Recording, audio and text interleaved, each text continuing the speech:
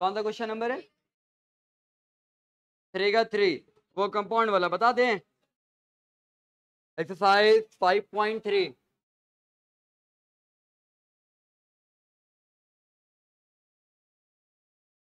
Exercise 5.3 में 3 का 3,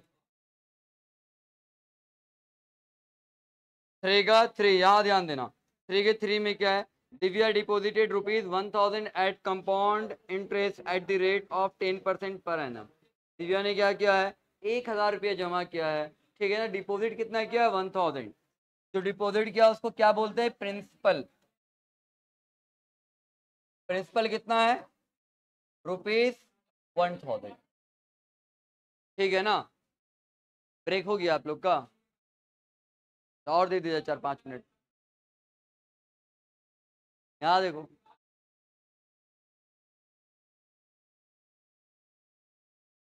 तो दिव्या ने कितना डिपॉजिट किया? 1000। जो डिपॉजिट किया जाता है उसको प्रिंसिपल बोला जाता है। क्या बोला जाता है? प्रिंसिपल। प्रिंसिपल कितना है? ₹1000। Compound interest at the rate of 10%। R कितना है बाबू? 10%। Rate of interest 10% per annum, ठीक है। The amount at the end of the first year, second year, third year. आपसे कह रहा जो अमाउंट आएगा वो अमाउंट आपका एपी में है या नहीं। अमाउंट का डायरेक्ट फॉर्मूला होता है, क्या होता है अमाउंट का फॉर्मूला? कौन बता सकता है पूरे क्लास में? क्या होता है अमाउंट? बराबर P into 1 plus R by 100 पे होल पावर N, यही होता है अमाउंट, है ना। आपसे कह रहा है अमाउंट बताना है आपको, अमाउंट बताना है आपको at the end of first year, second year, third year. First year के एंड में जो अमाउंट होगा, सेकंड ईयर के एंड में जो अमाउंट होगा, और थर्ड ईयर के एंड में जो अमाउंट होगा, वो अमाउंट आपका एपी में है या नहीं है। बस ये पूछा आपको। आ रही बात समझ में? ठीक है। तो अमाउंट का फॉर्मूला ये, अगर फर्स्ट ईयर के लिए निकालेंगे तो n इजिकल टू क्या लिखेंगे? 1। बताओ a इजिकल टू क्या हो जाएगा हमारे पास? प्रिंसिपल कितना है? 1000। 1 प्लस रेट कितना है? 10% बाई 100 पे power n। n is equal to कितना है? 1। यहाँ आ जाएगा 1000। पूरे 10th क्लास में बस एक ही ऐसा क्वेश्चन आया जो कंपाउंड इंटरेस्ट से दिया, है ना, पूरे 10th क्लास में। पाई क्या है यहाँ पे? 100।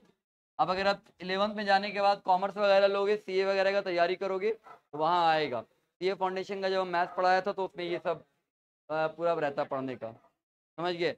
वहाँ पूरा आपको कंपाउंड इंटरेस्ट, सिंपल इंटरेस्ट सब पढ़ना होता है, डिटेल में पढ़ना होता है, मज़ा आता है, आसान है। 100 इंटू 1 क्या आ जाएगा? 100। थोड़ा और एडवांस होता है वहाँ पे। प्लस क्या हो जाएगा? 10 पे होल पावर क्या हो जाएगा? 1। यहाँ आएगा 1000। 100 प्लस 10 कितना हो जाएगा?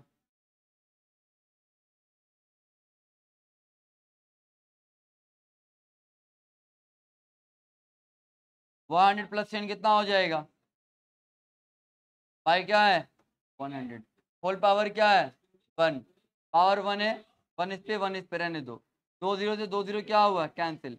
10 को मल्टीप्लाई कर देंगे 110 से, कितना आ जाएगा? ₹100 हो जाएगा। समझ आया कि नहीं आया? आया समझ में? चलिए, अब यहाँ देखेंगे आप लोग, ये अमाउंट जो आया आपका, ये अमाउंट जो आया आपका फर्स्ट ईयर में इतना हो गया, एक साल में अमाउंट इतना हो गया, 2 साल में अमाउंट कितना हो जाएगा? 2 साल में अमाउंट, तो सेकंड ईयर का अमाउंट निकालना है तो इन बराबर क्या लिखेंगे? 2। अमाउंट का फॉर्मूला फिर से पे इंटू 1 प्लस आर बाई 100 पे होल पावर n। तो आप यहाँ वैल्यू पुट करते चलना। प्रिंसिपल कितना है बताओ? 1000। 1 बाई आर कितना है आपका? 10। क्या आ जाएगा? 10 by 100 whole power n। n is equal to कितना हो गया? 2। सेकंड ईयर का अमाउंट निकाल रहे हैं, यहाँ आएगा 1000, नीचे क्या आएगा? 100। 100 इंटू 1 क्या आएगा? 100 प्लस 10 का होल स्क्वायर। यहाँ आ गया 1000, यहाँ क्या आ जाएगा आपके पास? 100 प्लस 10 110 बाई क्या आ जाएगा? 100 का स्क्वायर।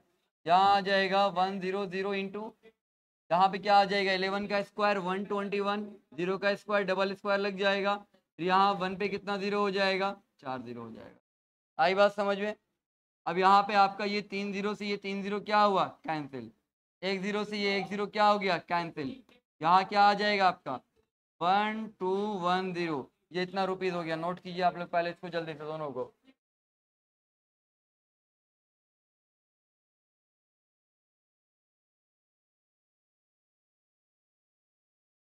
नोट करो इसको जल्दी से आप लोग कॉपी पे। जब क्लास जब आप कॉमर्स सीए का तैयारी करोगे ना, चार्टर्ड अकाउंट का, तो वहाँ ये सब आता है, वहाँ फाउंडेशन होता है पहले, सीए फाउंडेशन। सीए का कई लेवल में एग्जाम होता है, पहले एग्जाम में होता है, पहले लेवल है सीए फाउंडेशन, उसमें मैथ्स आता है, यही सब रहेगा आपके मैथ्स में, सब पढ़ना होता है वहाँ आपको। एक चार्टर्ड अकाउंट का अगर किसी अच्छे कंपनी में जॉब लग गया, 8 से 10 लाख, सिर्फ 8 से 10 लाख नहीं, ज़्यादा ही होता है, 10 साल पहले का हम बता रहे, उतना मिलता था सैलरी, फिर तो और ज़्यादा होगा।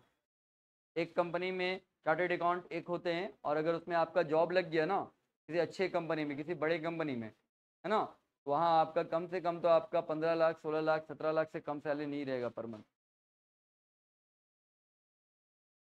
आई बात समझ में? बहुत पैसा है उसमें। तो उसके लिए आपको वहाँ का कई स्टेप होता है, कई लेवल होता है। तो पहला होता है सीए फाउंडेशन, तो वहाँ मैथ्स में आपको ये सब स्ट्रांग होना चाहिए, ये सब मैथ्स वहाँ पूछता है। जब उसका क्लास लिया था, ये सब पढ़ाया था वहाँ बच्चे लोग को। तो यहाँ सिर्फ 10 में तो इतना ही रहता है ना, उसमें थोड़ा और एडवांस भी होता है। वहाँ आता है एन्युटी वगैरह, ये सब आता है। 8 में ये सब तो नहीं पढ़ा होगा आपने, वहाँ आता है एन्युटी वगैरह, ये सब आता है आगे।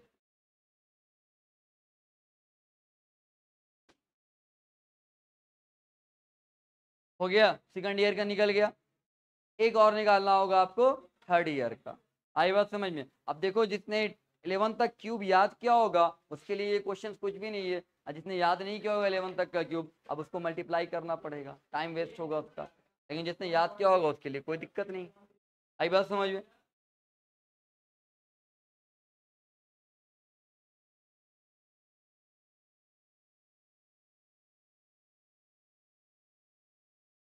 अब निकालना है आपको क्या?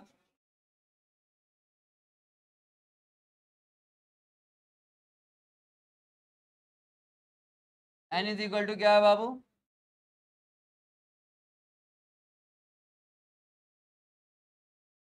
N is equal to 3। मतलब अब आपको निकालना है थर्ड ईयर का। कब का निकालना है? थर्ड ईयर का अमाउंट निकालना है। तो बताओ यहाँ पे अमाउंट बराबर क्या हो जाएगा? पी इंटू 1 + R/100 पे होल पावर क्या होगा? n। ठीक है, अब बताएंगे यहाँ पे प्रिंसिपल कितना है, बताइए। प्रिंसिपल कितना है बाबू? 1000 है, यहाँ आएगा 1000। 1 + R कितना है बताइए? कहाँ गया रेट? 10 है, R की जगह पे क्या आएगा? 10। y क्या है? 100। फिर whole power n is equal to कितना हो जाएगा? 3। यहाँ रख दीजिए 3। अब बताओ यहाँ पे 1 पे कितना जीरो? 3 जीरो। यहाँ 1 + 100 × 1 क्या आ जाएगा? 100। 100 + 10 क्या आ जाएगा? 110 बाई क्या आएगा? 100। अब आपको यहाँ पे क्यूब लगाना है, 1 पे यहाँ पे 3 जीरो इंटू 11 का क्यूब क्या होता है? याद होगा? कितने लोगों को याद है? हैंड रेज करो, याद है कितने लोगों को? पहले वो हैंड रेज। बहुत अच्छा, बहुत ज्यादा ही लोगों को याद है। विधान तुम बताओ क्या होता है? हाँ, 1331। आसान है, देखो। अब आपका जो 10th का सिलेबस भी है ना, उसी अकॉर्डिंग ही है। देखो, चाहता तो यहाँ पे क्वेश्चन अलग भी कर देता है, 69 का क्यूब, 64 का क्यूब, 68 का क्यूब, 73 का क्यूब, कोई भी कर सकता था। आई बात समझ? 32 का क्यूब, क्या किया? 11 तक ही रुक गया। आ रही बात समझ में?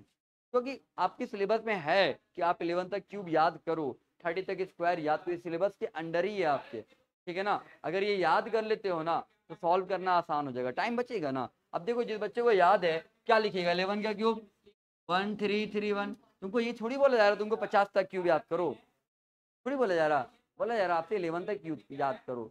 अब तुम्हारे माइंड में ये भी 11 तक हम याद कर ले, आ गया 12 का क्यूब। एक्सेप्शनल केस में वैसा आएगा, जनरल वैसा नहीं आएगा। जनरली आपसे क्वेश्चन रहेगा वो कितने में रहेगा? 11 तक का ही रहेगा। कुछ कुछ क्वेश्चन जो रहेगा जो इससे आगे का भी रहेगा, लेकिन वैसा कम रहेगा। आई बात समझ में? आपसे कहा जाता है 30 तक का स्क्वायर याद कर लो। अब कहीं भी क्वेश्चन में दिख गया सर 43 का स्क्वायर, हाँ 43 का स्क्वायर आ गया सर, तो बोले थे 30 तक का याद करेंगे ना, याद करेंगे वो भी।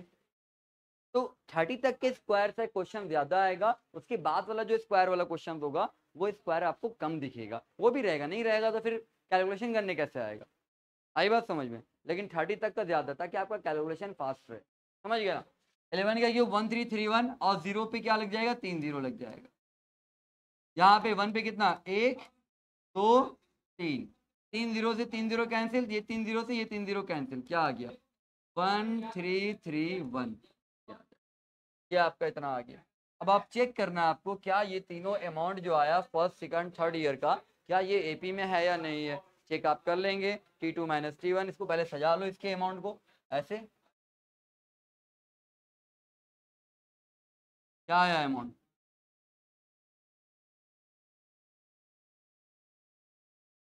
अमाउंट क्या आया है,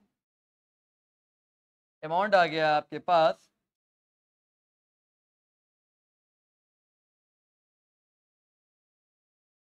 अमाउंट कितना आ गया आपके पास बाबू, पहले साल में कितना आया 1100, 1210, 1331। अब आपको चेक करना है क्या ये एपी में है या नहीं, चेक तो कर लोगे मुझसे, हो जाएगा चेक, हो जाएगा ना चेक, कोई दिक्कत है नहीं, कर लेंगे आप लोग, नोट कर लीजिए जिनको नोट करना है, चेक करके हम दिखा दे क्या, या हो जाएगा, हो जाएगा ना। क्या आगे आप बोलो कौन सा नंबर पूछना है, हाँ कौन सा नंबर पूछना है पूछिए, 6 नंबर।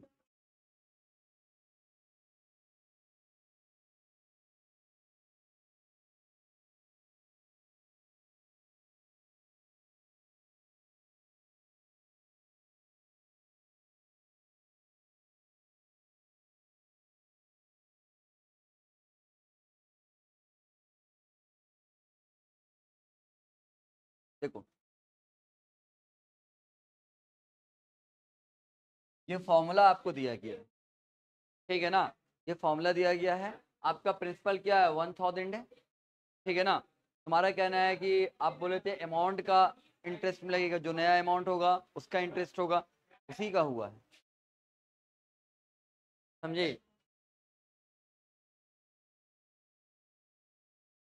ये तुमको फॉर्मूला डायरेक्ट बता रहा, आई बात समझ में। अगर तुमको निकालना है चेक करना है, तुम ये चेक करो पहले, एक साल में कितना इंटरेस्ट आएगा, सिंपल इंटरेस्ट निकालो सबका, एक साल में कितना आ जाएगा, 1000 का 10% निकालो, उसको जोड़ दो, एक साल में कितना हो गया 110, ठीक है। अब इसी का निकालना है ना आपको इंटरेस्ट, पहले इसका इंटरेस्ट निकालो कितना आ जाएगा 1100 में 10% इसका जोड़ेंगे ना, 10/100 कितना हो जाएगा बोलिए, कितना आ गया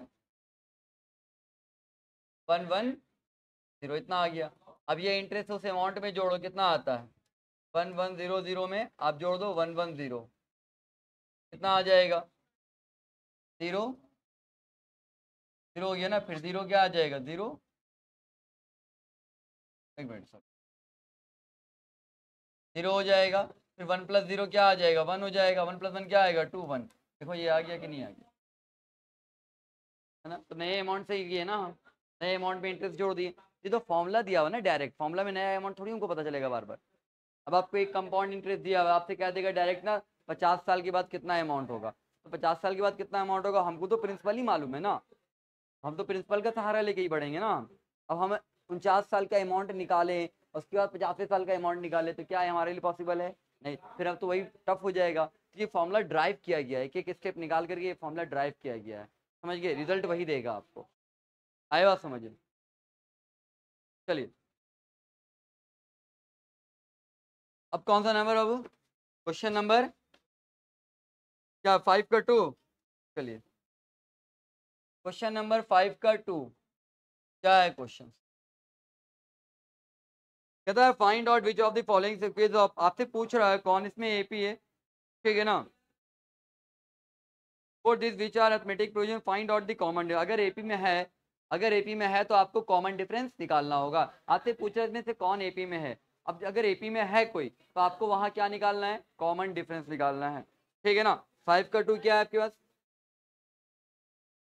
पी कॉमा P + 90, फिर क्या है P + 180, फिर क्या है P + 270,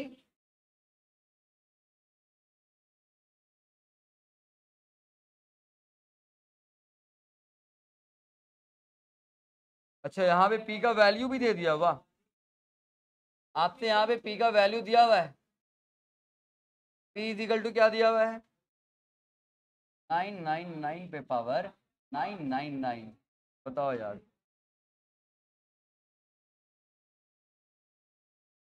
छोड़ दो, उससे कोई मतलब नहीं, उसको रहने दो वैसे ही, जो वैल्यू दिया हुआ है उसको वैसे ही रहने दो, उससे कोई मतलब नहीं। ये जो वैल्यू आपको दिया हुआ है ना, अभी इसको छोड़ दो, पहले चेक करो क्या ये एपी में है या नहीं है। कैसे चेक करेंगे हम एपी में है या नहीं है, कैसे चेक करेंगे हम एपी में है या नहीं है। सॉल्यूशन, आप क्या करेंगे, सभी टर्म को घटाना पड़ेगा हमको। T2 माइनस T1 कीजिए, T2 कितना है बताइए, P प्लस 90 माइनस क्या है T1 कितना है P, सब्ट्रैक्ट करने पे क्या आएगा, ऐड करो ना, ये प्लस P ये माइनस P कैंसिल हो जाएगा, क्या आ जाएगा, क्लियर है यहाँ पे, कोई दिक्कत नहीं, ठीक है। फिर उसके बाद आ जाइए T3 माइनस T2 कीजिए आप, T3 माइनस T2, T3 कितना है आपको P प्लस 180 माइनस क्या है बताइए T2 कितना है P प्लस 90। अब यहाँ आ जाओ, प्लस P में से माइनस P क्या हुआ कैंसिल, 180 में 90 जाएगा, क्या आएगा 90, डायरेक्ट करते रहे, कोई दिक्कत है यहाँ पर, कोई दिक्कत है यहाँ पे नहीं है ना, ठीक है। फिर क्या करेंगे हम, T2 minus T1, T3 minus T2, T4 minus T3, T4 minus T3 करेंगे, T4 कितना है बताइए T प्लस 270 माइनस T3 कितना है बताइए T प्लस 180 है, ठीक है ना। अब यहाँ आ जाओ, plus P minus P cancel, 270 में 180 चला जाएगा, कितना बचेगा, आ तो रहा सेम, कॉमन डिफरेंस अभी का क्या आ रहा, सेम आ रहा 90 आ रहा, तो हम क्या लिखेंगे यहाँ पे, since T2 minus T1 is equal to T3 minus T2 is equal to T4 minus T3, ये सब बराबर में है, सो दिस डिजाइन एपी, समझ आया, कोई दिक्कत, डायरेक्ट कैंसिल कर दिया, कोई दिक्कत नहीं है ना, ऐसा तो नहीं कि यहाँ पे कोई कंफ्यूज हो रहा, सर ये तो 180 प्लस में, ये 90 प्लस में है, आप घटा क्यों रहे हैं, क्योंकि आगे क्या लगा हुआ माइनस, माइनस से क्या हो जाएगा ये माइनस प्लस माइनस, 180 में से 90 जाएगा, क्या आ जाएगा 90 आ जाएगा, कोई दिक्कत है यहाँ पे किसी को, समझ में आ रहा है कि नहीं आ रहा, क्लियर है, चलिए। अब अगर ये एपी में तो कॉमन डिफरेंस क्या आ गया आपका, तो कॉमन डिफरेंस हम क्या लिखेंगे, कॉमन डिफरेंस आपका क्या आ जाएगा, कहाँ गया कॉमन डिफरेंस 90, और कौन सा नंबर बोलो जल्दी, कौन सा 6 नंबर, हाँ 6 नंबर बोल देते बोल रही थी।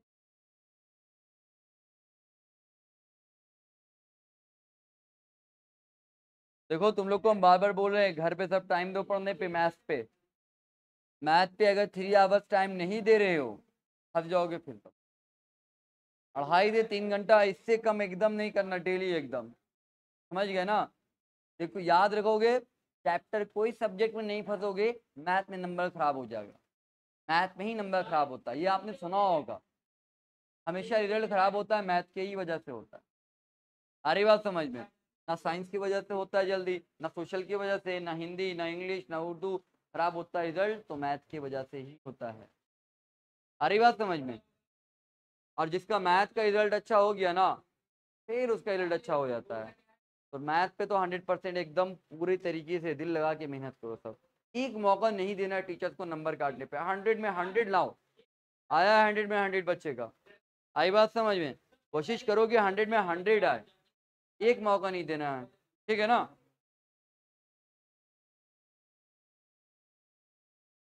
बस जिंदगी का, तुम्हारी जिंदगी का ये 4-5 महीना पूरी जिंदगी तुमको याद रहेगा, अगर रिजल्ट अच्छा आ गया तो पूरी जिंदगी उस पल को तुम याद रखोगे, जो तुम्हारा रिजल्ट अच्छा आएगा जिस दिन रिजल्ट देखोगे, ये 4-5 महीना पूरी जिंदगी का तुम्हारा है, पूरे तुम्हारे पूरे लाइफ का सिर्फ 4-5 महीना अगर तुमने अच्छा कर दिया, तुम्हारे 10th का रिजल्ट अच्छा हो जाएगा, और 10th का रिजल्ट पूरी जिंदगी इंसान रखता है, साथ में काम आता है, कई जगह काम आएगा, फिर कई तरह के स्कॉलरशिप मिलेगा, बहुत बेनिफिट्स होता है 10th में रिजल्ट अच्छा आता है तो।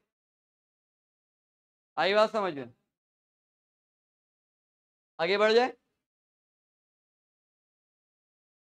बाद में अफसोस करने से बेहतर है कि हम पहले मेहनत कर लें, ठीक है ना। ये तो बाद में बहुत अफसोस होगा, काश हम कर लिए होते, काश थोड़ा हम पढ़ लिए होते उस टाइम पे, तो आज रिजल्ट अच्छा आ जाता। रिजल्ट निकला मूड ऑफ करके बैठे हैं, मुंह उतार करके, ये सब सिचुएशन नहीं होना चाहिए। रिजल्ट निकला हुआ आँख से आंसू आ रहा है, रिजल्ट खराब हो गया, ये हो गया, इधर उधर बैठे हुए गम में उदास में, सब चीज़ नहीं।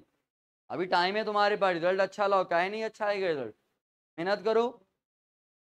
आई बात समझिए, 4-5 महीना बचा हुआ है, मेहनत कीजिए और बढ़िया से मेहनत करो, एकदम 100% दो एकदम। अब कोई खेल वेल नहीं, कोई दोस्त से मिलना नहीं, सब बंद करो। कोई दोस्त सारा बुलाने के लिए बोलो जाओ तुम अपना पढ़ो हम अपना पढ़ेंगे, एकदम पढ़ाई पे फोकस करो एकदम। बाहर वार एकदम नहीं निकलना आप एकदम। क्लास से घर जाइए, 10 मिनट 15 मिनट ब्रेक लीजिए, ज्यादा मत ब्रेक लोगे, ठीक है ना। बैठ जाओ पढ़ने के लिए एकदम, समझ गए। और सबसे पहला प्रायोरिटी दो मैथ्स को तुम लोग। मैथ का रिजल्ट खराब नहीं होना चाहिए, मैथ का ही खराब होता है ज्यादा, समझ गए ना। लाने वाले बच्चे 90 प्लस लेके आ जाते हैं, ना लाने वाले बच्चे 30 प्लस 20 प्लस लाके फेल भी कर जाता है, ऐसा भी होता है एक ही बैच से। तो अब अगर एक बैच से एक बच्चा 90 प्लस ला रहा और एक बच्चा 20 ला के रुक जा रहा, 30 ला के रुक जा रहा, गलती किसमें है, बच्चा में टीचर में है। आ रही बात समझ में। अब उस एक बच्चे से ना कोचिंग वोचिंग सब बदनाम हो जाता है, रिजल्ट खराब होता है तो। छोड़ो कोचिंग बदनाम होता है, कोचिंग जाए जहाँ भी, सबसे बड़ा चीज ये है कि तुम्हारा खुद का कैरियर खराब हो जाता है, तो जिंदगी भर तुम्हारा खराब हो गया कैरियर, हर जगह बेइज्जती हो जाता है, कहीं शक्ल नहीं दिखा पाता सही से। आरी बात समझिए। तो दिल लगा के मेहनत करो, टाइम दो। बस ये दिमाग में एक बात डाल लो कि जो इंसान मेहनत करेगा उसका रिजल्ट अच्छा आएगा। ये नहीं सोचना है कि हम मेहनत कर रहे हैं हमसे हो नहीं पा रहा। तुम मेहनत करो, कंटिन्यू करते जाओ, तुम्हारा काम है मेहनत करना, रिजल्ट देना ऊपर वाले का काम है। क्या शुमैला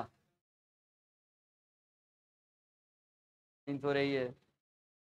आ रही बात समझिए। आप मेहनत कीजिए, कंटिन्यू मेहनत कीजिए, ये सोच के नहीं रिजल्ट क्या आएगा, रिजल्ट अच्छा आने वाला है। मेहनत कर रहे हो तो रिजल्ट अच्छा आएगा ही, करते जाओ। कई बार ऐसा होता है कि हम लोग टेंशन में चले जाते हैं, मेहनत तो कर रहे, पता नहीं रिजल्ट अच्छा आएगा कि नहीं आएगा। तुम मेहनत करोगे अगर तो रिजल्ट खराब कैसे हो सकता है, हो ही नहीं सकता रिजल्ट खराब। तुम मेहनत करते जाओ, आंख बंद करके बिना रिजल्ट का परवाह किए तुम मेहनत करो, फिर तुम देखो तुम्हारा रिजल्ट, रिजल्ट बाद में पता चलता है, पहले थोड़ी पता चलेगा अभी रिजल्ट तुम लोग को। अभी ये सोच लो कि रिजल्ट क्या आएगा, मेहनत तो कर रिजल्ट ना आया तो नहीं आएगा। आई बात समझ में। बस मेहनत करते जाओ, टाइम है, मेहनत करो, रिजल्ट अच्छा आएगा। क्वेश्चन नंबर कौन सा बोलिए, 6 नंबर।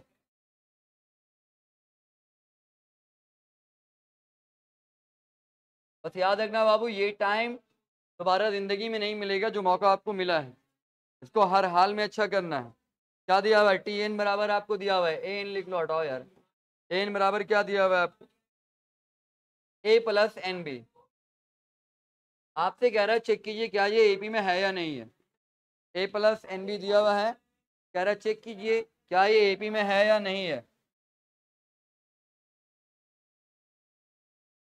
यहाँ देखो, हमें चेक करना है एपी में है या नहीं, तो हम 3-4 टर्म निकाल लेंगे।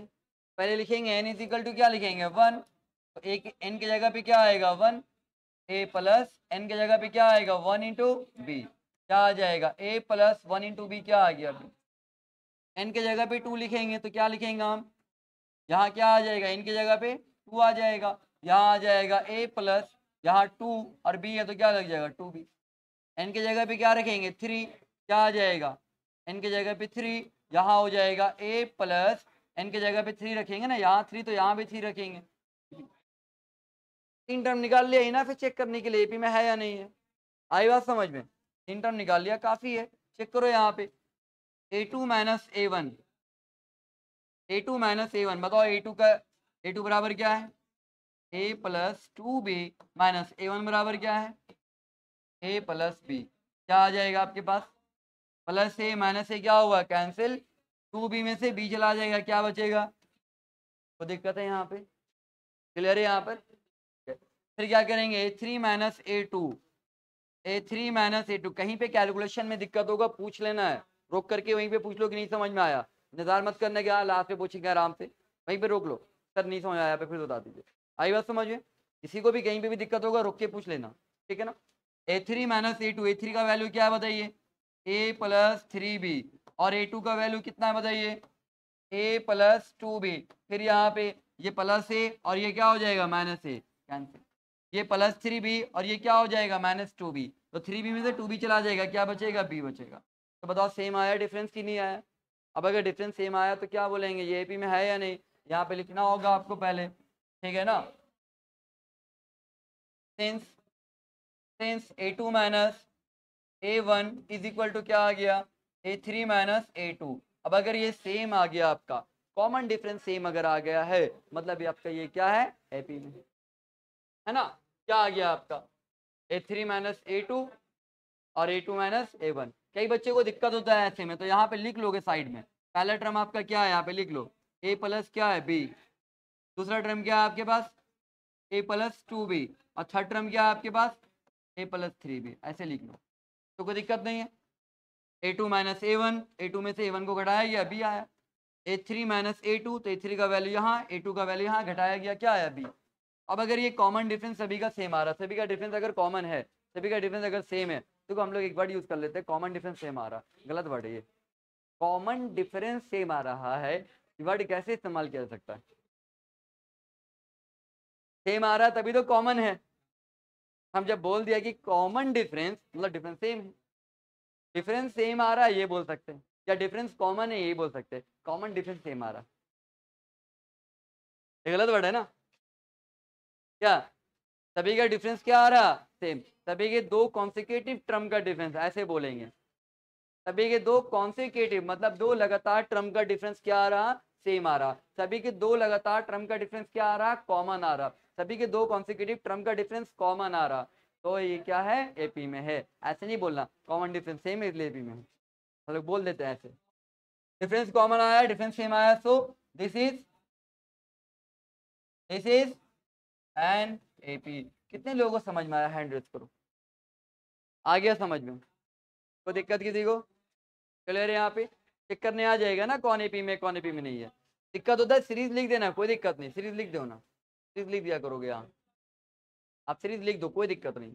आई बस, अब उसके बाद तुम माइनस करो आराम से, a2 माइनस a1, a2 क्या हुआ सेकंड टर्म ये, a1 क्या हुआ फर्स्ट टर्म ये, a3 हो गया आपका थर्ड टर्म, तो a2 माइनस a1 क्या, फिर a3 माइनस a2 करेंगे, सभी को घटाएंगे रख के वैल्यू सेम आ रहा, कोई दिक्कत यहाँ पे, क्लियर है, समझ में आता है कि नहीं आता है, आ जाता है ना। अगर दिक्कत होगा तो पूछ लेना, ठीक है ना, हम इसको और बेसिक तरीके से बता सकते हैं, ऐसा नहीं है, ऐसा नहीं कि हम जिस तरीके से पढ़ा रहे यही एक मेथड है पढ़ाने का, अगर हम चाहेंगे तो एकदम बेसिक्स तोड़ के भी समझा सकते हैं, लेकिन तुम पूछोगे तब, आई बात समझ में, अगर हमको लगेगा ना कि तुमको जरूरत है तो हम इसको और बेसिक तरीके से बता सकते हैं, क्वेश्चन को एक ही क्वेश्चन को 10 तरीके से बताया जा सकता है, आपको अगर नहीं समझ में आता है आप पूछेंगे, ठीक है, नहीं समझ में आता है क्या कीजिएगा, ठीक है,